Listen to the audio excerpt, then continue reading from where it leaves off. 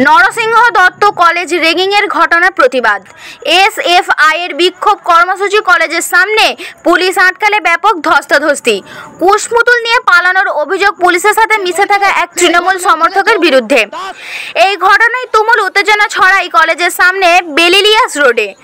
আন্দোলনকারীদের পুলিশ আটক করে নিয়ে যেতে চাইলে আবারও শুরু হয় ধাক্কাধাক্কি। জিপে তুলে দুজন এসএফআই কর্মীর পুলিশ নিয়ে যাওয়ার সময় রাস্তায় বসে পড়ে কর্মী সমর্থকরা। এরপর ব্যাটরা থানার সামনে রাস্তায় বসে চলে অবরোধ ও বিক্ষোভ, আটক কর্মীদের ছেড়ে দেওয়ার দাবিতে। আপনারা দেখছেন H+ সিটি নিউজ।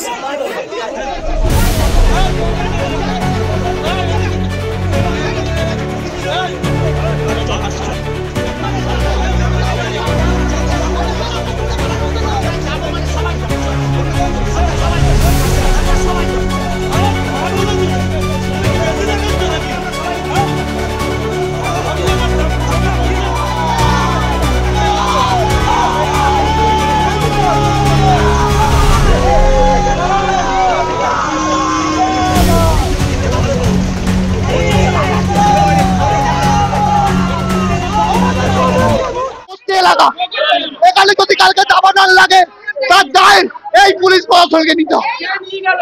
একটা পুলিশের স্পেশাল ব্রাঞ্চের একজন এসে নিয়ে গেছে। আমরা পরিস্থিতি ঠান্ডা করার চেষ্টা করছি, তবু এখানে এরকম ভাবে পুলিশ বর্বরচিত ভাবে এই যে কুশপুতুল কেড়ে নিয়ে গেছে, এই বস্তি অঞ্চলে যে কুশপুতুল ছুঁড়ে ফেলেছে, এর দায় যদি কালকে দাবানল লাগে, এর দায় হাওড়া সিটি পুলিশকে, কমিশনারেটকে আর এই পুলিশ অফিসারকে নিতে হবে। প্রচন্ড কি ওরকম কি ছাত্র সংসদ নির্বাচন হয় না, সে জড়িত, সে এই ঘটনার ছেলে সৌভিক দাস, তার সঙ্গে আরো সৌভিক রায়, আরো কয়েকজন আছে, সোহেল সিদ্দিকী সহ আরো কয়েকজন আছে, যারা এই গুন্ডামিটা, এই ধরনের কর্মকাণ্ড ছাত্র ইউনিয়নে বসে তৈরি করেছে।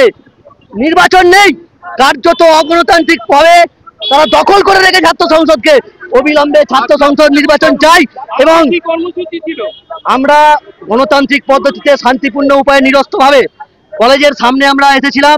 আমরা বিক্ষোভ কর্মসূচি দেখাবো বলে তৃণমূলের দলদাস পুলিশ তৃণমূলের নেতাদের নির্দেশে আমাদের কমরেডদের গ্রেপ্তার করলো, মারধর করলো এবং একজন পুলিশ দায়িত্ব নিয়ে আমাদের কমরেডদের মারধর করেছে, মাথা ফাটিয়েছে, গায়ে হাত দিয়েছে, যৌনাঙ্গে হাত দিয়েছে পুলিশ। এবং যে কুশপুতুল ছিল সেই কুশপুতুলকে পুলিশ বাহিনী চুরি করে নিয়ে চলে গেছে। যে পুলিশ